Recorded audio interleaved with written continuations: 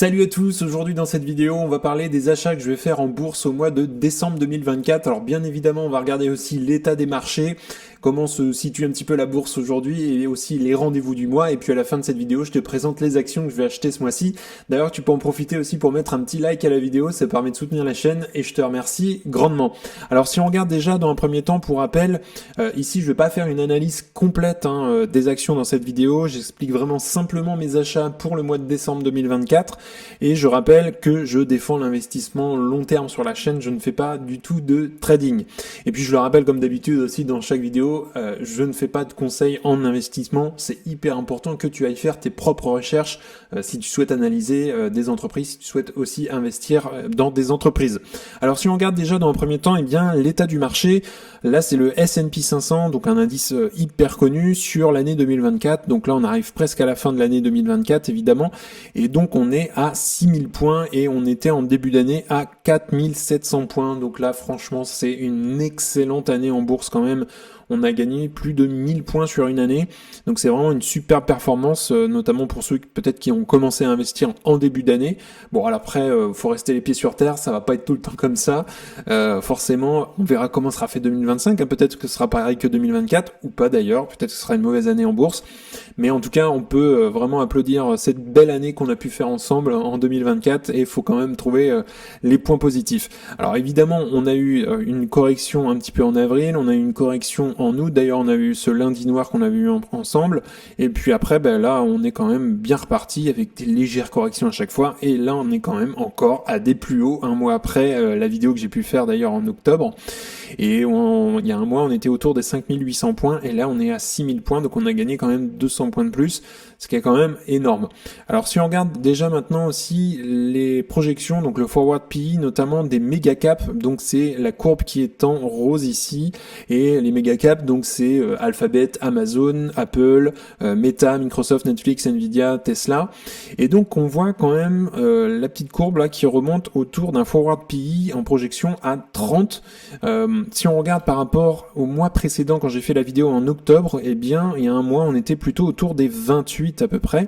Donc là on est quand même sur un marché qui commence à devenir un petit peu cher, on est remonté effectivement et on est quand même à des plus hauts, à plus de 6000 points quand même, donc c'est tout à fait exceptionnel et franchement voilà, on est sur un marché qui est cher quand même si on n'est pas à des sommets comme on avait eu autour des 35, 36, voire même parfois on a tapé presque le 40, mais on est quand même sur un marché qui reste quand même assez cher si on regarde surtout le point bas qu'on avait vu ici à peu près en fin 2022, début 2023, autour des 22 de PI. Là on était vraiment, il y avait vraiment des opportunités incroyables à ce moment-là, mais là on est quand même remonté un petit peu, on a gagné quand même un point par rapport à octobre, on était autour des 29 et là on est passé à 30.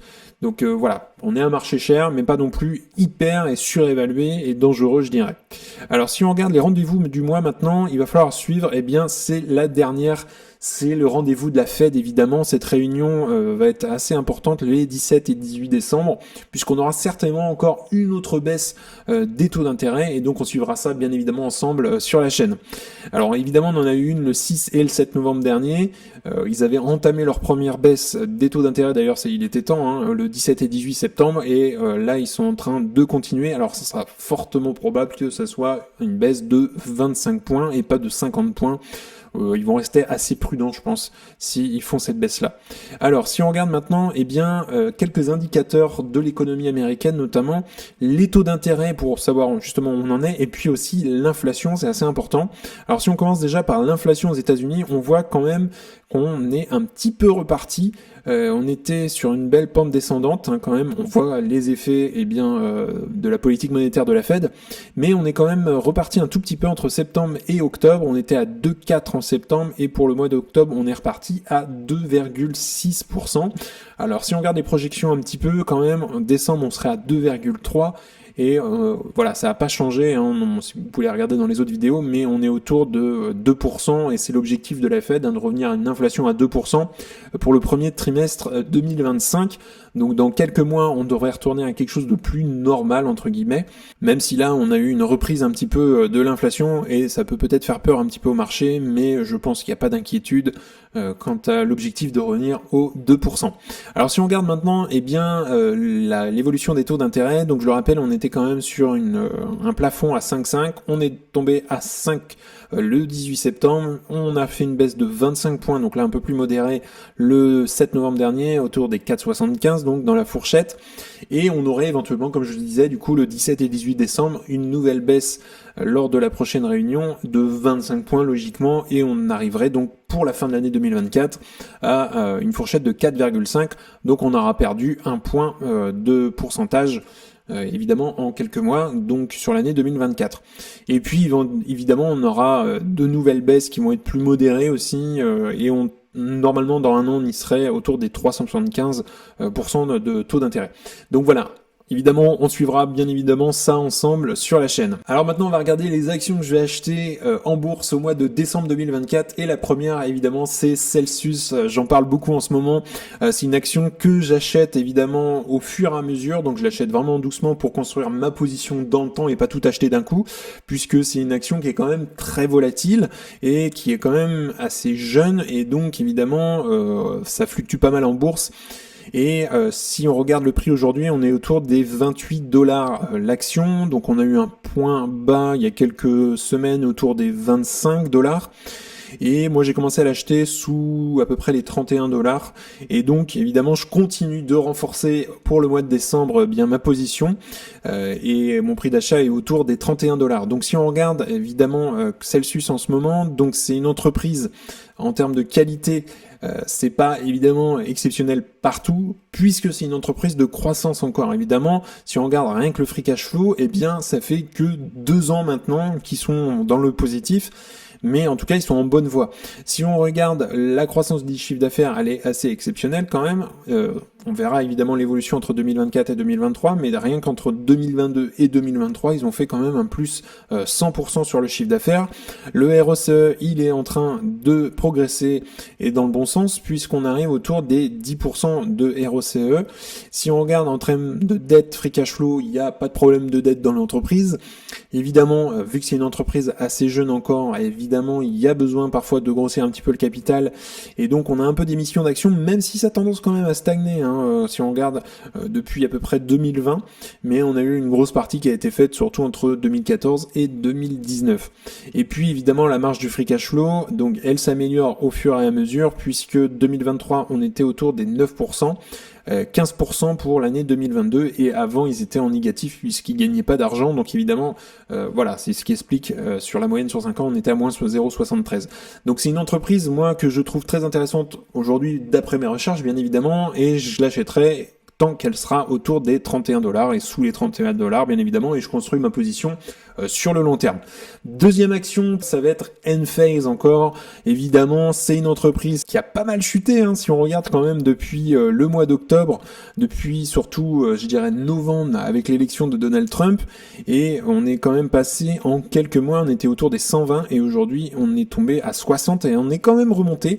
On voit que en l'espace, depuis l'élection de Donald Trump, on était autour des 76-80 dollars l'action à peu près. On a eu une belle baisse autour des 60 dollars l'action, j'en ai profité d'ailleurs pour la renforcer ici. Et puis elle est remontée quand même, on retrouve le niveau qu'elle avait à peu près il y a un mois on va dire, autour des 70 dollars. Donc évidemment, il y a eu les résultats aussi du trimestre 3 qui ont pas trop plu et elle a un peu craché. Et aujourd'hui, je trouve Enphase vraiment sous-valorisée. Et c'est une entreprise de croissance. Donc évidemment, ça va mettre du temps un petit peu, mais ça va être sur le long terme que ça va faire la différence. Et donc moi c'est parfait pour moi, je renforce sous les 90 dollars, c'est un prix qui m'intéresse. Donc si on regarde Enphase un petit peu en bourse également, donc aujourd'hui on est à 71 dollars l'action, et si on regarde la croissance du chiffre d'affaires, elle est tout à fait bonne, même si on a eu un ralentissement en 2023 et c'était tout à fait prévisible, mais on est sur une bonne dynamique. C'est pareil, les free cash flow, on est en belle évolution avec le ralentissement en 2023, mais on a une belle progression en moyenne de 117% ici sur une moyenne 5 ans. Un ROCE qui est tout à fait incroyable, puisqu'on est autour des 25%, 2023 20%, 2022 28%. La dette, elle reste tout à fait acceptable puisqu'ils ont le cash pour rembourser leur dette à peu près en 3 ans. Si on regarde le nombre d'actions en circulation, ils ont arrêté de trop diluer leurs actionnaires depuis quelques années, surtout je dirais depuis 2021 à peu près. On voit qu'ils font pas du rachat d'actions non plus, même un petit peu, mais voilà, c'est pas incroyable, on va dire, sur ça, mais la grosse dilution a été faite bien avant, les années avant. Et puis si on regarde la marge du free cash flow, c'est pareil, on a une très bonne marge autour des 25% à peu près. Et on voit que c'est une marge qui quand même a tendance à s'améliorer au fur et à mesure des années. Donc voilà, c'est une entreprise que je trouve assez incroyable et bien évidemment que je vais renforcer au fur et à mesure, même si elle commence à peser pas mal d'ailleurs dans mon portefeuille. Donc je suis en train de lâcher un peu du lest sur l'entreprise pour essayer de grossir aussi d'autres positions. Évidemment, il faut faire attention à la pondération aussi du portefeuille. Et puis, troisième entreprise maintenant que je vais suivre pour le mois de décembre 2024, ça va être Google. Alors pourquoi ? Elle n'est pas encore dans mon prix cible puisque j'aimerais la renforcer moi sur les $150. Et j'ai déjà bien évidemment aussi l'action en portefeuille. Donc c'est pas comme si je l'avais pas. Et si on regarde aujourd'hui, elle a eu quand même, en l'espace d'un mois, elle est bien montée autour des $185 à peu près. Et puis elle est redescendue et là elle est en phase de correction.